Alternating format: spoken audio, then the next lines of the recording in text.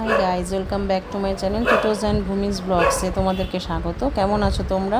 সবার আগে জানাই শুভ নববর্ষ, নতুন বছর কেমন কাটছে আমাকে কিন্তু কমেন্টস করে জানিও।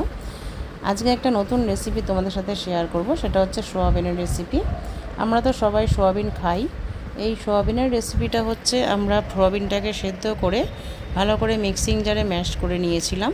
তার সাথে বেসন আর একটু লঙ্কার গুঁড়ো দিয়ে সোয়াবিনটাকে ভালো করে মেখে নিয়ে বড়ার মতন করে আমরা ভেজে নিয়েছিলাম। ভাজার পরে একটু টেস্ট করার জন্য আমার মেয়েকে একটু দিয়েছিলাম, খেতে খুব ভালো লেগেছে। যে কোনো বাচ্চাকে কিন্তু দিলে খুব ভালো লাগবে এরকমভাবে ভেজে দিলে। বড়াটা যখন ভাজা হয়ে গেছে, এবার এটার জন্য আমরা একটা গ্রেভি তৈরি করব। চলো রেসিপিটা তোমাদের সাথে শেয়ার করতে থাকি।